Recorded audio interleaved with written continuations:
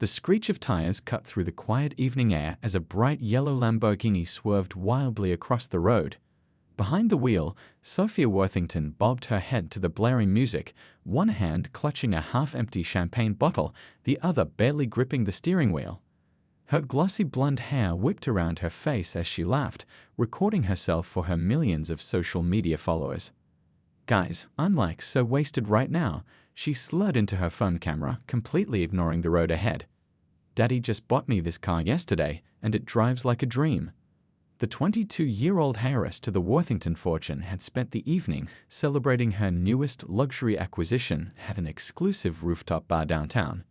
Now she was joyriding through neighborhoods she'd never normally visit, showing off to her online audience. What happened next would change many lives forever. Sophia missed the sharp turn, and her sports car jumped the curb, smashed through a fence, and crashed straight into the side of a brick building. The impact was tremendous. Glass shattered, metal crunched, and the airbags deployed with a loud bang. But the building took the worst hit. A huge hole gaped in its wall, with bricks and debris scattered everywhere. She had crashed into the Pine Heights Community Center, a beloved safe haven in a neighborhood that had fought hard for every resource it had.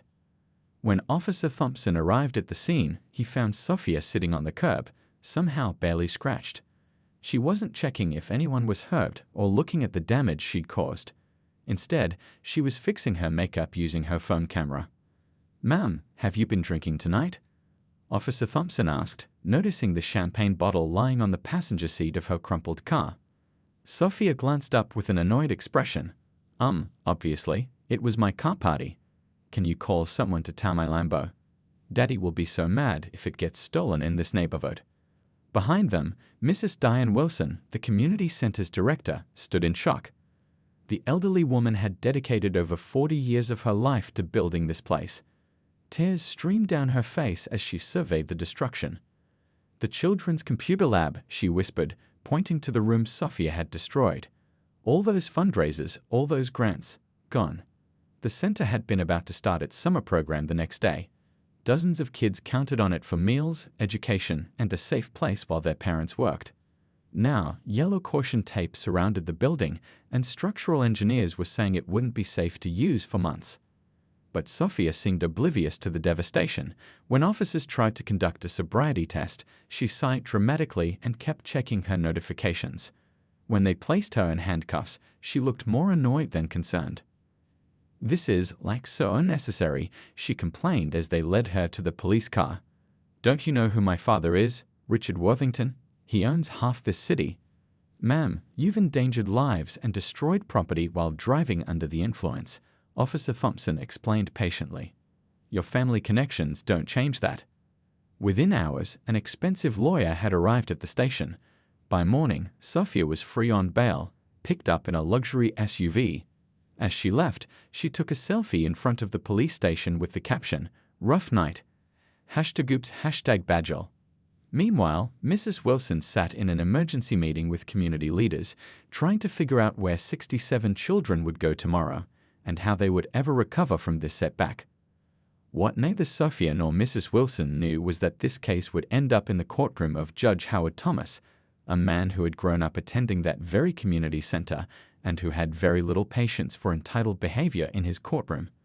And Sophia Worthington was about to learn that some things even her father's money couldn't fix. "This is your schedule for tomorrow. You'll help with the reading program in the morning and assist the construction crew in the afternoon." Sophia took the paper wordlessly and headed for the bus stop. While waiting, she pulled out her phone, returned to her after court, and began typing a furious message to her father. But as the bus approached, she paused, looking at a photo she'd accidentally taken during the day. The little girl with braids, laughing up at her. Something made her delete the angry message. Instead, she texted her father, "I'm fine. Talk tomorrow." On the bus ride home, she sat next to an elderly man who was clearly returning from work, his hands calloused and his clothes worn but clean. "Tough day?" he asked, noticing her disheveled appearance. "The worst," she sighed. He chuckled kindly. "First days usually are, but tomorrow will be better. That's how it goes." At home, Sophia's father was waiting, pacing the penthouse living room. "This is outrageous," He exploded when she walked in. "I've called every lawyer in the city. We'll appeal this ruling. No daughter of mine is going to be a janitor in some ghetto community center." Sophia winced at his words, suddenly hearing how they sounded. "Dad, Don't worry," he cut her off. "I've got a plan. We'll make a huge donation to the center. I'm talking millions. They'll name a wing after us. That judge will have to let you off the hook." Sophia slipped off her boots, her feet aching. "I don't think that's going to work with Judge Thomas." "Everyone has a price," her father insisted. "It's just a matter of finding it."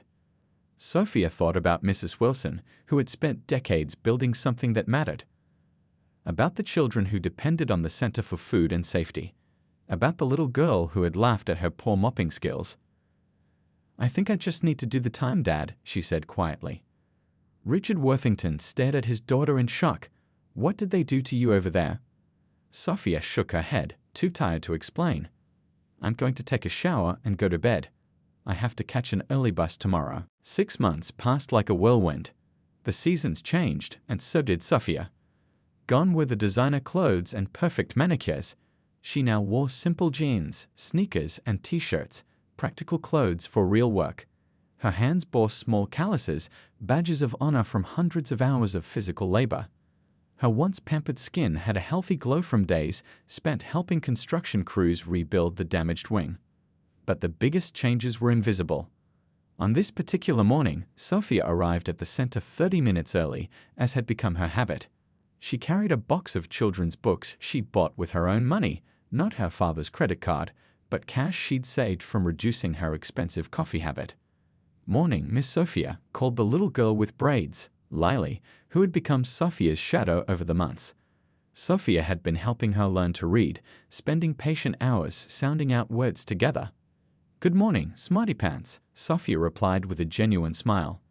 "Ready to finish that chapter book today?" Lily nodded eagerly, taking Sophia's hand as they walked inside. The center had transformed during these months. The construction was complete, with improvements beyond mere repairs. The reading nook now had comfortable beanbag chairs. The computer lab had brand new equipment. The kitchen gleamed with updated appliances.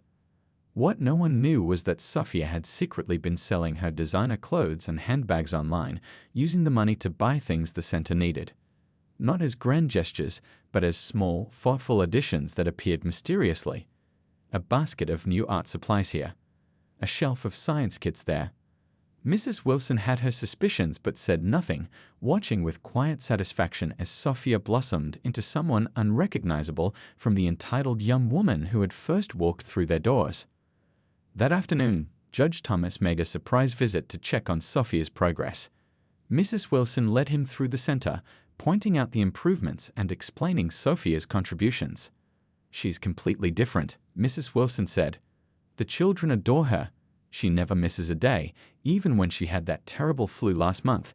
She insisted on coming in once her fever broke." Judge Thomas nodded thoughtfully. "And the community service hours?" "She's completed nearly 800. But honestly, I think she'll keep coming even after she hits 1,000.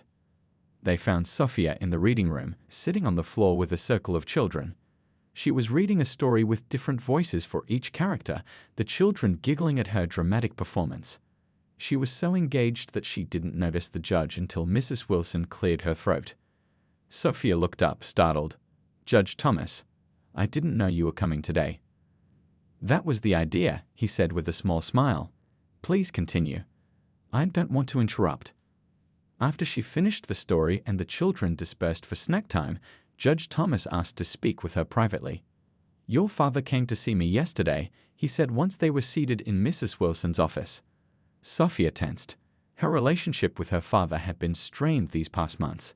He couldn't understand the changes in her and kept trying to fix her situation. "What did he want?" she asked cautiously.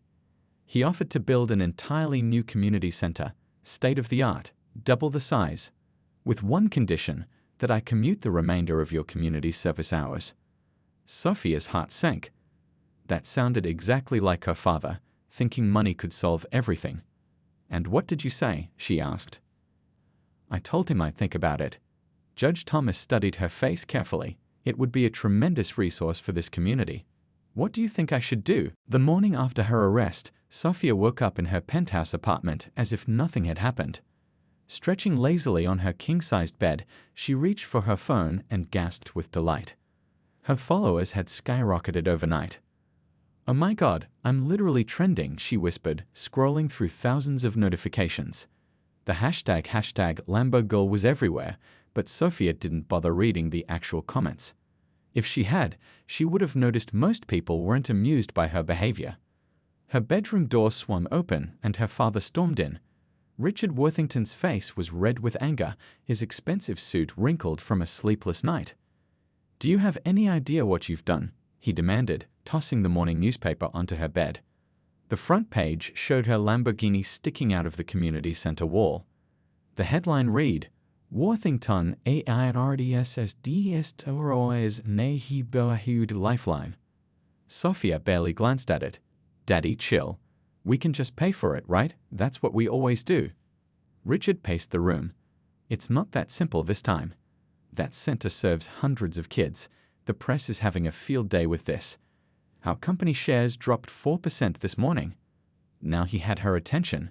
Money was the only language Sophia truly understood. "So what do we do?" she asked, finally sitting up. "I've sent Jerry to offer them a check for repairs. We'll make a public apology, donate some computers, and this will all blow over." Richard checked his watch. "Your court date is in 3 weeks. Wear something conservative, look sorry, and let the lawyers handle everything." But the Worthingtons' usual playbook wasn't working this time.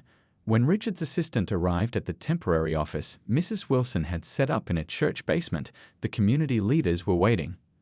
"Mr. Worthington sent me to offer this donation for repairs," Jerry said, sliding a check across the table. "He deeply regrets his daughter's actions." Mrs. Wilson didn't even look at the amount. Does Miss Worthington regret her actions? Because she's been posting on social media all morning. She turned her tablet around to show Sophia's latest update, a pouty selfie with the caption, "Lawyers say I can't drive my new backup Lambo until after court. So unfair. #carbaby #misunderstood." "We don't want your hush money," said Mr. Powell, a longtime resident and community board member. "We want accountability. That center took us 15 years to build. We want justice, not a quick fix." Jerry left empty-handed, the check tucked back in his pocket. Meanwhile, across town, Sophia was shopping for a court outfit with her friends. "I'm thinking something serious but cute," she said, holding up a designer skirt. "Like, I'm sorry, but make it fashion." Her friend Tiffany scrolled through her phone. Soph, people are really mad about this. There's a news segment about those kids having nowhere to go now."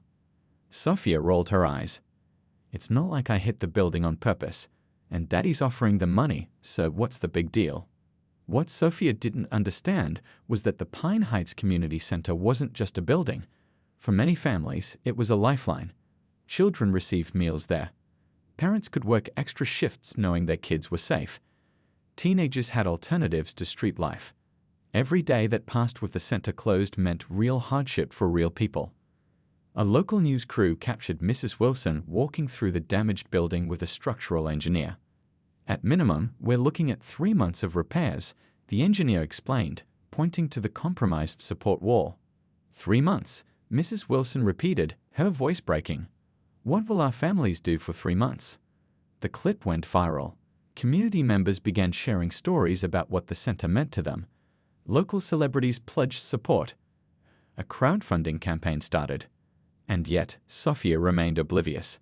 The night before her court appearance, she posted, "Court tomorrow? Wish me luck. Thinking of wearing pink to brighten up the place lol." She had no idea she was about to face Judge Howard Thomas, who had once been a child at that very community center, eating the only reliable meal of his day there, doing homework under Mrs. Wilson's watchful eye when he was just a boy with big dreams and few opportunities.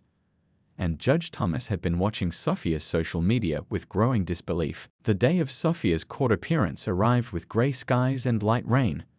Court was scheduled for 9 in the morning, but at 9:15 there was still no sign of the Worthington heiress. Inside the courtroom, Mrs. Wilson sat quietly in the front row. She wore her Sunday best, a simple blue dress she'd ironed carefully that morning. Several community members sat behind her, including Mr. Powell and 3 teenagers who volunteered at the center. They'd all taken time off work to be here. At 9:22, the courtroom doors burst open. Sophia strutted in wearing 6-inch designer heels that clicked loudly on the floor.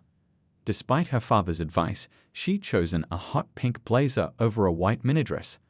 Diamond earrings caught the light as she tossed her hair. Behind her, 3 expensive-looking lawyers carried leather briefcases, looking much more serious than their client. "Sorry I'm late," Sophia announced to no one in particular. Traffic was, like, insane. The court clerk frowned. "Please take your seat, Miss Worthington. The judge is about to enter." Sophia pulled out her phone and snapped a quick selfie before sitting down. One of her lawyers leaned over to whisper urgently in her ear. She rolled her eyes but dropped the phone into her designer purse. "All rise for the Honorable Judge Howard Thomas," the bailiff called out. Everyone stood as the judge entered, everyone except Sophia, who was reapplying lip gloss using a small mirror. Her lawyer nudged her sharply, and she looked up, confused, before reluctantly standing. Judge Thomas was a tall man with broad shoulders and a dignified presence. Gray peppered his short black hair, and deep lines around his eyes spoke of both wisdom and wariness. He took his seat and surveyed the courtroom, his gaze finally landing on Sophia. "Good morning," he said, his deep voice filling the room. "We're here for the case of the state versus Sophia Worthington on charges of driving under the influence, reckless endangerment, and destruction of property." He shuffled through some papers. "Miss Worthington, I see you've entered a plea of not guilty despite a blood alcohol level twice the legal limit and multiple eyewitnesses. Would you like to reconsider that plea?" One of Sophia's lawyers stood quickly. "Your Honor, we maintain our client's plea but would like to propose a settlement. The Worthington family is prepared to cover all damages to the community center, plus make an additional donation of." Judge Thomas held up his hand. "Counselor, I'd like to hear from Miss Worthington herself." Sophia looked up, startled. This wasn't part of the plan. Her father and lawyers had assured her she wouldn't need to speak. "Miss Worthington, please approach the bench." Sophia sighed dramatically and stood, wobbling slightly on her high heels. As she approached, she pulled out her phone and checked a notification. Judge Thomas's expression darkened. "Miss Worthington, are phones permitted in my courtroom?" I'm just checking the time," she lied, still looking at her screen. "Bailiff, please confiscate Miss Worthington's phone for the duration of these proceedings," the judge ordered. "What? You can't take my phone?" Sophia clutched it to her chest. "Do you know who I am?" A hush fell over the courtroom. The bailiff approached and held out his hand. Reluctantly, Sophia handed over her phone, muttering under her breath. "Now, Miss Worthington," Judge Thomas continued, "I'd like to understand your perspective on what happened that night." Sophia shrugged. "It was an accident. Accidents happen. That's why they're called accidents. And your decision to drive after drinking. Look, everyone does it sometimes. It's not like anyone got hurt." She glanced at her nails, bored. "My dad already offered to pay for the damages, so I don't see why we're making such a big deal about this." Judge Thomas leaned forward, his eyes intense. "Miss Worthington, are you aware that the Pine Heights Community Center serves over 60 children daily? That many of them receive their only hot meal of the day there?" "No, but..." "Are you aware that the center provides after-school care for children whose parents work multiple jobs and can't afford childcare?" Sophia shifted uncomfortably. "I guess not, but my dad..." "Your father's money isn't the issue here, Miss Worthington.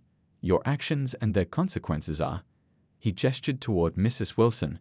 "Would you recognize this woman?" Sophia glanced at Mrs. Wilson, then shook her head. "No, should I?" "This is Mrs. Diane Wilson, who has run that center for 43 years. She was there the night you crashed into it.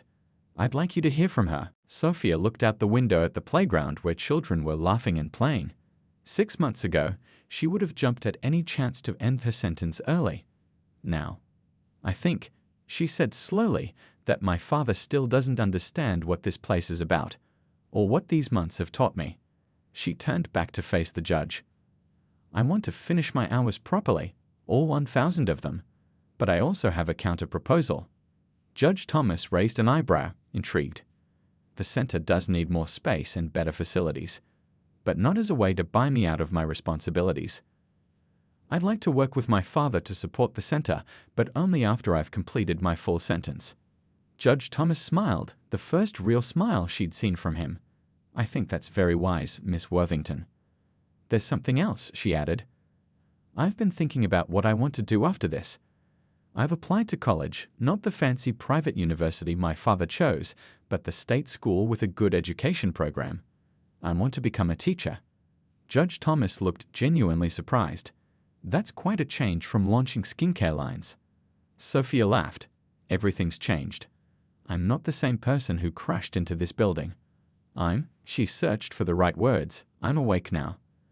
I see things I was blind to before. 2 weeks later, the community gathered for a special ceremony. The newly completed center was having its grand reopening. Mrs. Wilson had asked Sophia to give a short speech.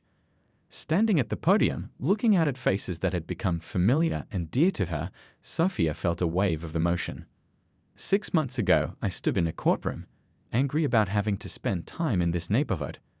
I thought my father's money could fix the damage I'd caused. She paused, swallowing hard. I was wrong about so many things. Her eyes found Judge Thomas in the crowd. Sometimes the greatest gift is being forced to face the consequences of your actions. Sometimes true justice looks like transformation, not punishment. As she finished speaking, Lily ran up and hugged her around the waist. The crowd applauded, but Sophia barely heard them. She was too busy planning tomorrow's reading lesson and thinking about how much more she had to learn. Mrs. Wilson stood slowly, her hands trembling slightly as she approached the front of the courtroom. When she spoke, her voice was soft but clear. The night of the crash, I was working late, preparing lesson plans. If it had happened during the day, she paused, steadying herself. We could have had dozens of children in that room. For the first time, a flicker of something, perhaps reality, crossed Sophia's face, but it vanished quickly. But nobody was hurt, she insisted, and we're going to pay for everything. Judge Thomas looked at her for a long moment. When he finally spoke, his voice was quiet but carried throughout the silent courtroom. Miss Worthington, I grew up going to that community center. It was where I learned to read. It was where I decided to become a judge. He paused. And I think it's where you're about to learn something too. The courtroom fell silent after Judge Thomas's words. Even Sophia seemed to sense the weight of the moment, though her discomfort quickly turned to impatience. So what happens now? She asked, tapping her manicured nails on the wooden railing. Can I just pay a fine and go? I have brunch plans. A murmur of disbelief rippled through the spectators. One of Sophia's lawyers winced visibly. Judge Thomas's expression remained calm, but his eyes hardened. Miss Worthington, this court is not a drive-through window for your convenience, he said evenly. But since you're in such a hurry, let's proceed with your case. He gestured for her to return to her seat. As she walked back, Sophia whispered loudly to her lawyer, "This place is so depressing. Can't we just handle this downtown?" The judge heard her. Everyone heard her. Miss Worthington, his voice cut through the room. Do you have an issue with this courthouse? Sophia turned, surprised at being addressed again. Well, it's just, you know. She waved her hand dismissively. It's not exactly the federal building, is it? This neighborhood is kind of, she wrinkled her nose, basic. Mrs. Wilson's shoulders stiffened. Mr. Powell clenched his jaw. The teenagers from the community center exchanged glances of disbelief. I see, Judge Thomas said, his voice carefully controlled. And what would you consider a more appropriate venue for your case? Sophia shrugged. Somewhere nicer? With, like, marble columns and stuff. I mean, this is so. She looked around with distaste. Local. Judge Thomas folded his hands. Miss Worthington, are you familiar with the concept of contempt of court? One of her lawyers jumped to his feet. Your Honor, my client meant no disrespect. I believe your client is perfectly capable of speaking for herself. She's been doing so quite freely. Judge Thomas focused on Sophia. Miss Worthington, contempt of court refers to behavior that defies the authority or dignity of a court. This can include disruptive behavior, disrespect toward the judge or courthouse, or failure to comply with court orders. Sophia frowned. Wait, are you saying I'm being disrespectful just because I don't like your dingy little courthouse? The lawyer beside her closed his eyes in despair. "Bailiff," Judge Thomas said calmly, "please note for the record that Miss Worthington has been found in contempt of court." "What?" Sophia's voice rose an octave. "You can't do that. My father—" "Your father," Judge Thomas interrupted firmly, "is not present in this courtroom. I am the presiding judge here, not your father, not your wealth, and certainly not your social media followers." He leaned forward. "Miss Worthington, I've reviewed your social media posts since the accident. You referred to destroying the community center as just a little oopsie. You complained about having to appear in court today. You showed no remorse for the consequences of your actions." Sophia's face flushed. "You can't look at my personal social." "Public posts are not personal, Miss Worthington. They are, by definition, public statements." He picked up a folder and opened it. "In addition to your original charges, you are now in contempt of court for your disrespectful behavior and statements. Would you like to say anything before I determine appropriate sanctions?" For the first time, Sophia looked uncertain. This wasn't following the script her father had outlined. The tone of the room had shifted, and even she could feel it. Her lawyers huddled together, whispering urgently. I guess I'm sorry if you felt disrespected," she said, not sounding sorry at all. "It's just that I'm not used to places like—" She gestured vaguely at the courtroom. "Places like what exactly?" Judge Thomas asked quietly. "You know," she struggled to find words that wouldn't dig her deeper. "Regular places, normal people places." A heavy silence filled the room. Judge Thomas sat back in his chair, studying her for a long moment. "Miss Worthington, in your 22 years, have you ever had to work for anything? Have you ever faced real consequences for your actions?" She blinked, surprised by the question. "I mean, I work on my social media brand. That's like a full-time job." Someone in the back of the courtroom snorted. Judge Thomas remained serious.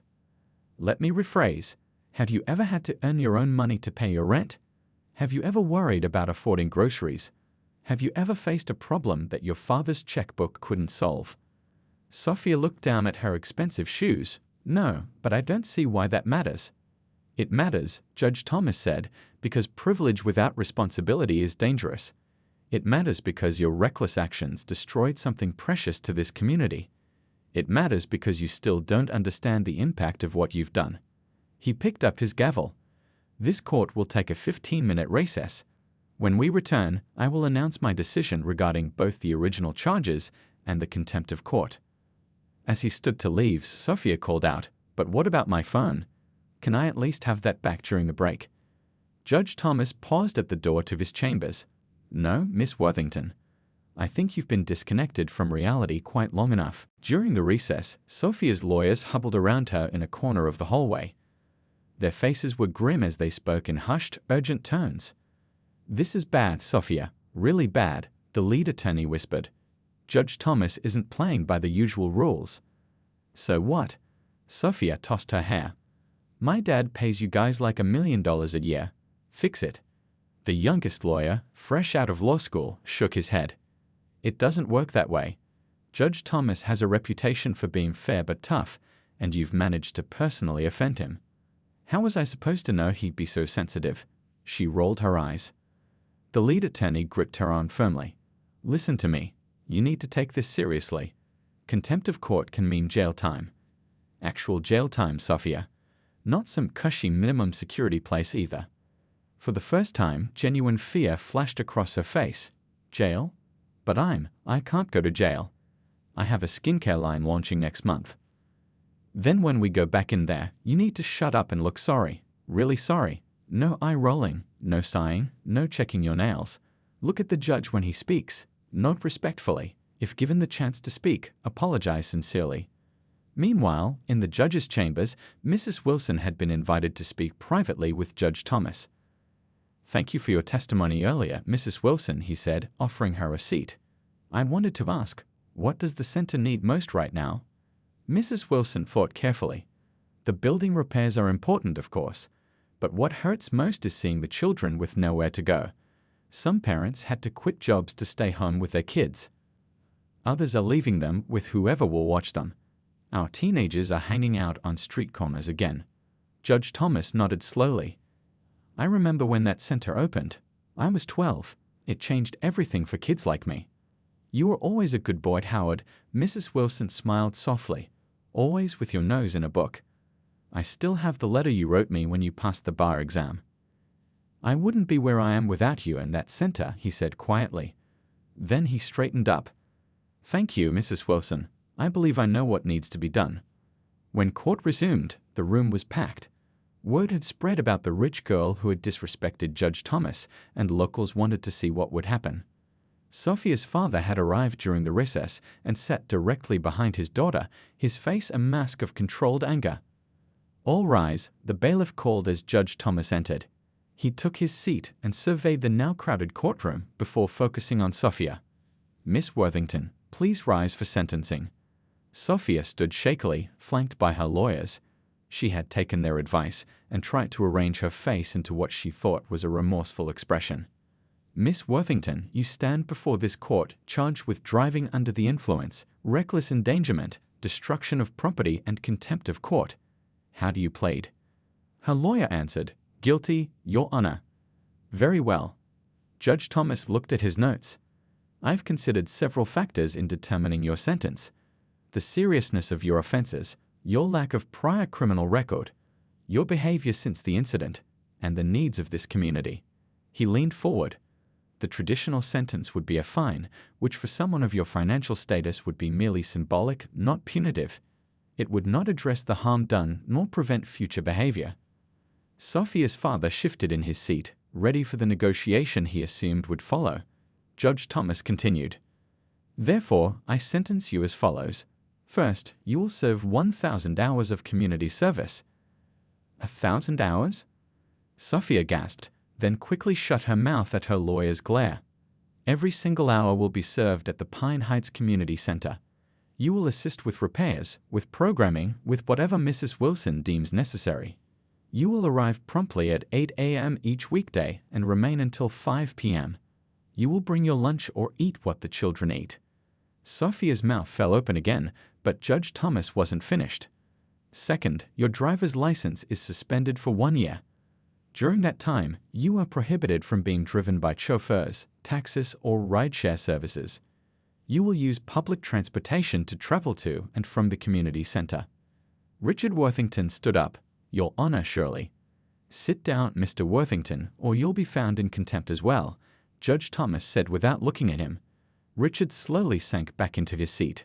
Third, you are prohibited from posting on social media about the community center, its staff, or the children it serves. Their privacy will be respected. Judge Thomas fixed Sophia with a steady gaze. Any violation of these terms will result in 6 months in county jail, no exceptions. He paused, then added more gently, Miss Worthington, I believe you have the capacity to learn and grow from this experience.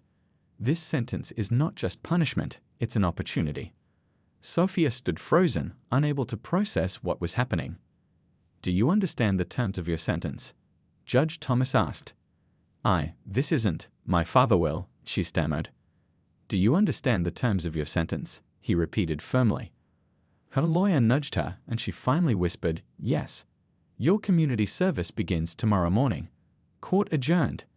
Judge Thomas brought down his gavel with a decisive crack. As Sophia turned in shock toward her father, she caught sight of Mrs. Wilson's face. The older woman wasn't smiling in triumph or glaring in anger. Instead, she looked at Sophia with something unexpected, hope. The next morning, Sophia stood at the bus stop, shivering in the early chill. She'd never taken public transportation in her life. She wore designer jeans and a silk blouse, the most casual clothes she owned, and carried a small purse that cost more than most people's monthly rent. An older woman with grocery bags eyed her designer boots. First time on the bus, honey. Sophia nodded stiffly. You'll want to have exact change ready, the woman advised kindly, and hold onto something when it starts moving. When the bus finally came, Sophia climbed aboard awkwardly. She fumbled with her money, holding up the line. Someone sighed loudly behind her. Her cheeks burned with embarrassment as she made her way down the aisle, grabbing seat backs to keep her balance. By the time she arrived at the community center, her perfect hair was wind-blown, and she was 15 minutes late. The building was surrounded by construction equipment. A temporary fence had been erected around the damaged section, but parts of the center were still functional. Mrs. Wilson stood in the doorway, checking her watch. "Good morning, Miss Worthington. We start at 8 sharp here." "The bus was late," Sophia muttered. "Then you'll need to catch an earlier one tomorrow," Mrs. Wilson replied simply. "Come with me." She led Sophia through the building to a small room filled with cleaning supplies. "We need to prepare the east wing for the children. It wasn't damaged in your accident, but it needs cleaning. You'll find mops, buckets, and cleaning solution here." Sophia stared at the supplies in horror. "You expect me to clean? I've never cleaned anything in my life. We have people for that." "Well, today you are that people," Mrs. Wilson said firmly. "I'll show you how to start." For the next hour, Mrs. Wilson patiently demonstrated how to mop floors, clean windows, and wipe down tables. Sophia's movements were clumsy and awkward. By mid-morning, her silk blouse was splashed with cleaning solution and blisters were forming on her soft hands. "This is literally slave labor," she complained, leaning on her mop. "I could pay someone to do this." Mrs. Wilson looked at her steadily. "That's exactly what Judge Thomas doesn't want. You need to understand the value of work, not just money." Around noon, children began arriving. Most came from nearby schools for the lunch program. They stared at Sophia curiously as she continued mopping, now self-conscious under their gazes. "Who's that lady?" one little boy asked Mrs. Wilson loudly. "That's Miss Sophia. She's helping us rebuild our center." "Is she the one who broke it?" another child asked. Mrs. Wilson nodded. "Yes, but she's making amends now." A small girl with braids and bright eyes walked right up to Sophia. "You don't know how to mop very good." "Well," Sophia corrected automatically, "you don't mop very well." The girl giggled. "You talk funny, like people on TV." Before Sophia could respond, Mrs. Wilson called her. "Miss Worthington, please help serve lunch." For the next hour, Sophia stood behind a counter, scooping macaroni and cheese onto plates. Some children said thank you, others were too shy to speak. One boy asked for extra, explaining he was saving it for his little brother who was sick at home. Without thinking, Sophia gave him a double portion. By late afternoon, Sophia was exhausted in a way she'd never experienced. Every muscle ached. Her designer jeans were stained.